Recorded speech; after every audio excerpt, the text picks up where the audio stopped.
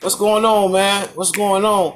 Yeah, so I got my own nonprofit organization going on, man. So I had a lot of meetings this week. I'm just so excited to tell y'all about what's going on, man. I had a lot of meetings this week, man. And the meetings were the first meeting was with Long Island University, man. So I have been asked to come out to Long Island University. Tammy, what's up, baby? I have been asked to come out to Long Island University and share my life story, man, with and talk about addiction and talk about active addiction and my road to recovery, and just basically share my life, share everything what's going on with me. And it's been an amazing journey, man. A lot of times I used to ask God, man, why me? Why I can't be a normal person? Why I can't why I always got to be struggling like I'm struggling? Why I always got to be suffering how I'm suffering? And I used to be mad at God, man. I used to be cursing God like it ain't no God, man, because if it was a God, I would never be living how I'm living. I'm talking about I don't forget my story. My story keeps me clean. My story keeps me striving to be a better me, man. My story saved my life on a day-to-day basis, man.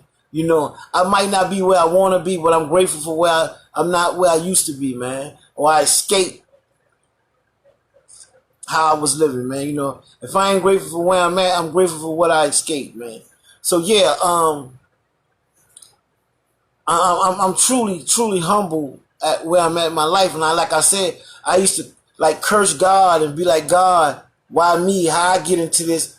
Why I got to be, why I can't stop using drugs and live another way, and because it wasn't time for me to stop. Now I know. Now I see, all of that was part of my journey. All of that was part of my process. All of that was necessary for me to be able to endure all the things that God got ahead for me. I got a lot of work to do, man. I got a lot of work to do, and not only in this world, but in my communities and communities around the world, man. This thing is bigger than Scotty Page, man. I'm definitely a miracle, man. When you look at this screen and you see me, just know you're looking at a miracle, man. And if I could see y'all, I know I'll be looking at a miracle. Because what makes us miracles, man, is we still here. No matter what we've been through, no matter what storms we've been through, we still here. And I look like nothing I've been through, man. Like I said, I started my own nonprofit organization, man. And the purpose of this organization, man, is basically to bring awareness to my community, man, pertaining substance abuse, substance use disorders, the disease of addiction, and bring awareness to depression, to mental illness, to to bullying, and it's also to help juveniles, try to divert them from taking some of the paths that I took, man. Because I made a lot of bad decisions in my life, and I paid for every one of them, man. I didn't make good choices coming up, man, and and there's consequences that go with the choices that I made, and and I paid for a lot of them with freedom and damn near death experiences. I paid for the consequences. So for some of the choices I made, man. So now my vision and my mission is to educate, bring awareness to my community about, different issues that people ain't talking about, man. Like mental illness. Mental illness play a big part in our communities, and nobody wants to talk about it, or it's a stigma about it, or you don't go talk to no therapist, you don't go telling people your business, and so forth and so on, man. And a lot of people have been misinformed by the misinformed, and those things kept me sick and suffering for so many years, man. And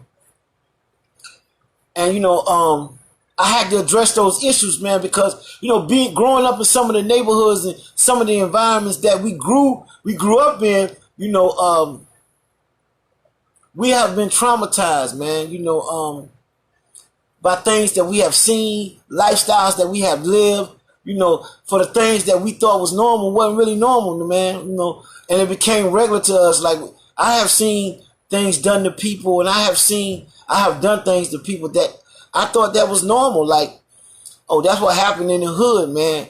And that's not normal, man, you know. And a lot of us have been traumatized by certain things that happened in our childhood, you know, that we need to talk about, that we never talked about. And those things keep us struggling, and we wonder why certain things happen in our lives, because we're not dealing with, you know, underlying issues that we struggle with that we never talk about, man. And that's what, you know, brought a lot of freedom to my life today. Being able to talk about what's really going on with me, man. Being able to talk about who I am, and being self-acceptance, man. Having some self-acceptance about who I am, and things that I struggle with, and being able to talk about them, it frees me, man. You know, today I ain't people pleasing. It's not important how people see me, man. You know, of course, you know, I want people to see me in a good eye, you know, and I want people to, you know, see the change. But it's not really going to, you know, make me or break me now. You know, I'm not going to go out my way to people please today, man. You know, at one point in time, I got up every day because I needed, and the things I did and the behaviors I had, you know, I acted out of insecurities and low self-esteem. I needed you to like me, man. So I did everything. I invented these people and these identities, man, that kept me sick and suffering for so many years, that I was people pleasing. I was giving you what I thought you wanted or needed to think I was cool. You know, I did things out of, you know,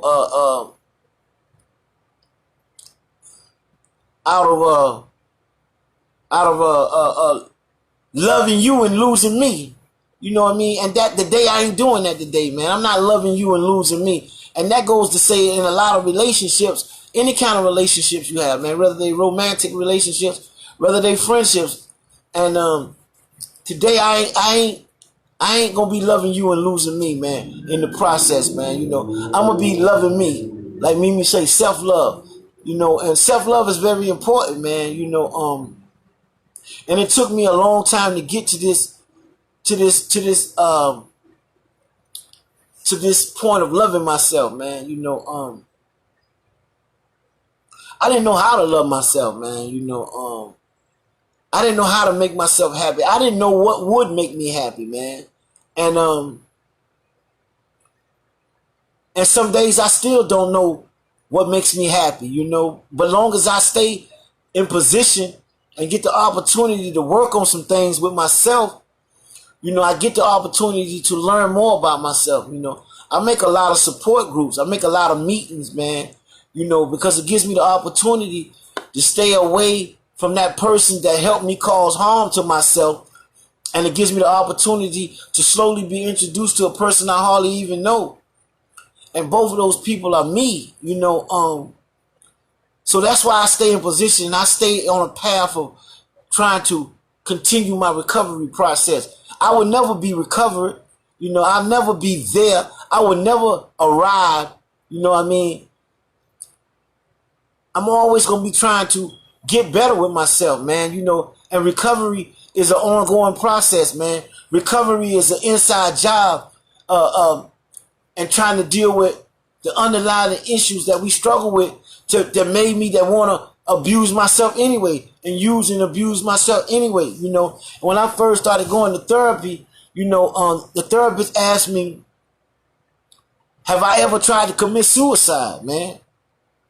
And, you know, the way I looked at it, you know, I said, quick answering, I was like, nah, I ain't never tried to commit suicide, man. Nah. Then we don't do that where I come from. You know what I mean? And but I slowly tried to commit suicide, one pill at a time, one crack at a time, one bag of heroin at a time. I got up every day and constantly, slowly try to commit suicide on a day-to-day basis, man. So I had to take a look at that, man, because I was causing harm to myself on a daily basis. I was slowly trying to commit suicide and didn't even know it, man. So now when people ask me that, I say unknowingly, I did try to commit suicide before, man. And my road to recovery has been a long, it's been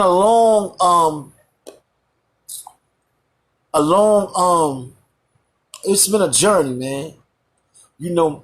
But it's, when I was experiencing some of the storms that I was going through, man, I could never, ever imagine, my life being where it's at now, man. I'm the CEO and the president of my own nonprofit organization, man.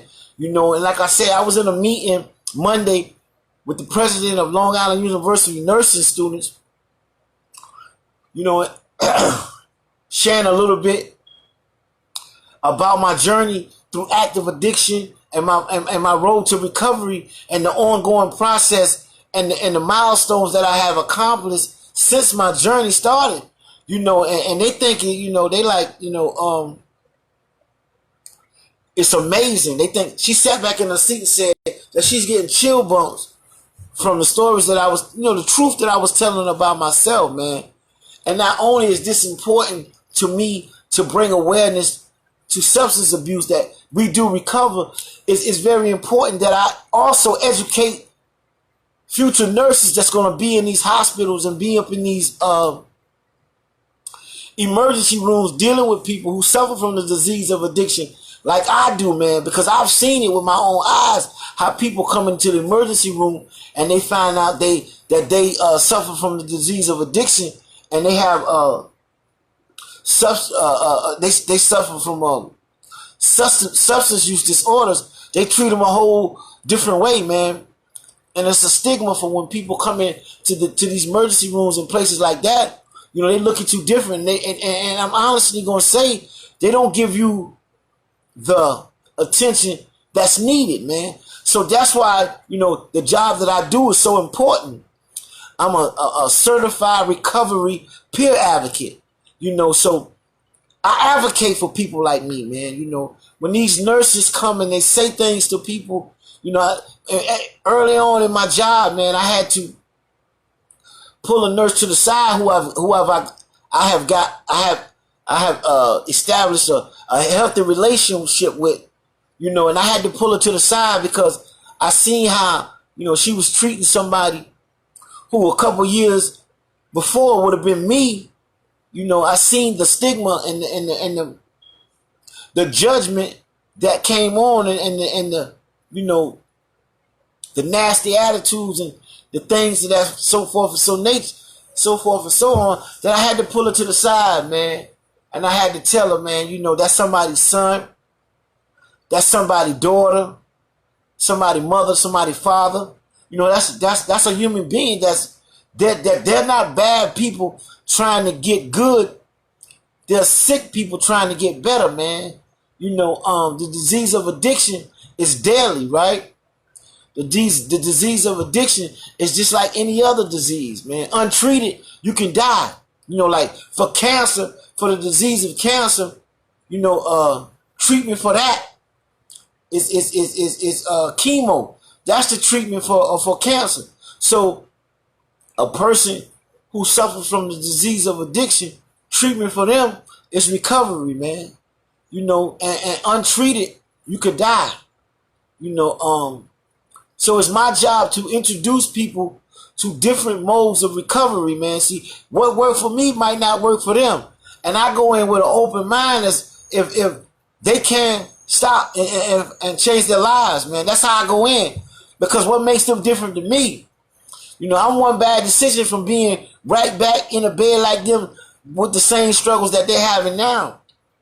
So I had to let her know, I say, before I even, before a lot of them even knew that they just thought I was a drug counselor, man, And I had to break it down to them how I got to this position of being a substance abuse a recovery peer advocate, and I had to tell them that I too struggled with drugs. You know, I too was caught in the grips of addiction, and I too suffer like they suffering, man.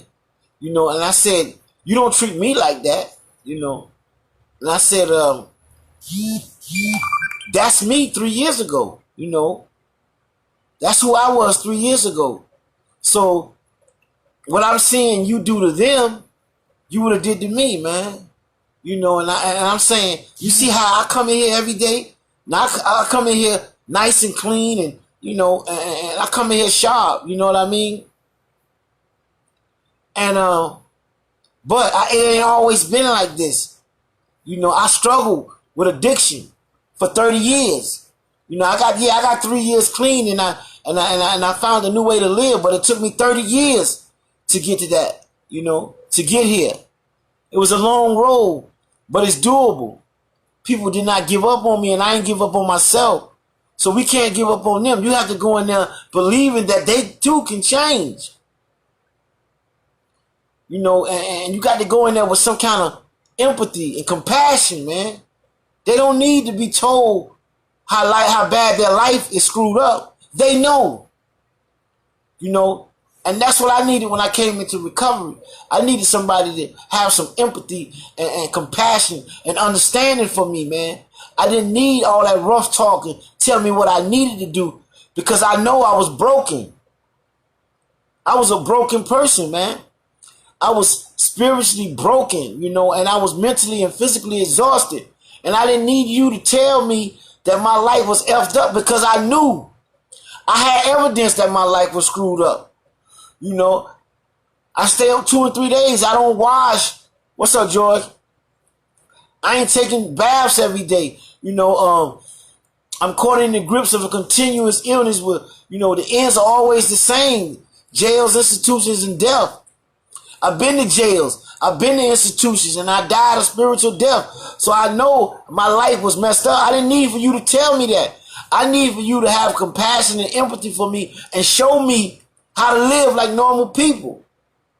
I needed you to love me until I learned how to love myself. That's what I needed. I didn't need for you to look down on me and act like you was better than me. Because I already felt like that. I already felt like everybody around me was better than me. I felt helpless, hopeless, and useless, man. I didn't need for you to make me feel like that. I already felt like that on my own. What I needed for you to do is give me some direction. Listen to my pain. See my pain. Identify how bad I was hurt.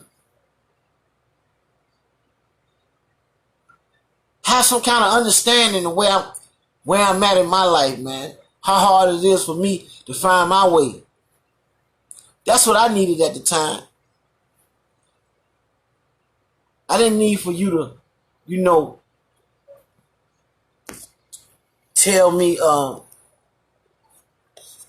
my life was screwed up. I knew that. So it's up to me to carry a message, man, that I can do it, you can do it too. You know. Life has took a dramatic change for me, man. My passion now is helping others, man. My passion now is being part of the solution and not the problem. My passion now is bringing hope to the hopeless. Being a voice for the voiceless, man. You know, my passion now is to be a beacon of hope for somebody who's struggling like I struggle, and not necessarily only with addiction, you know, not necessarily only with drugs. Everybody has their own struggles, man.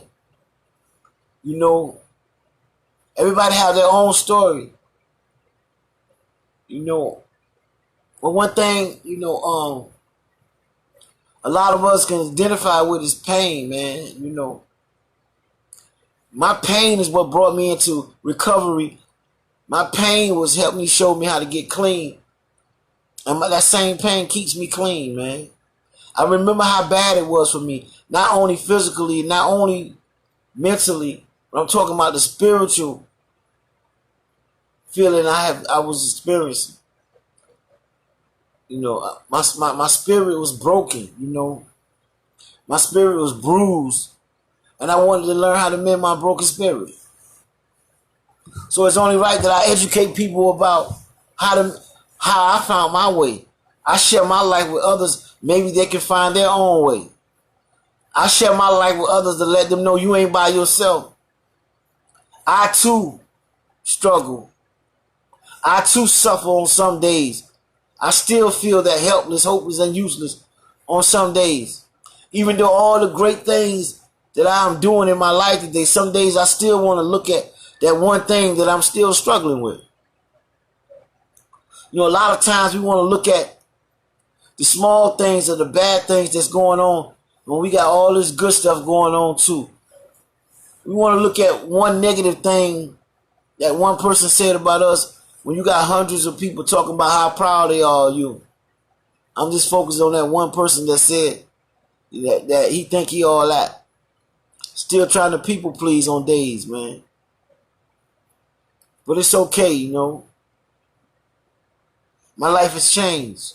You know, like I said, I was in a meeting Monday with the Long Island University.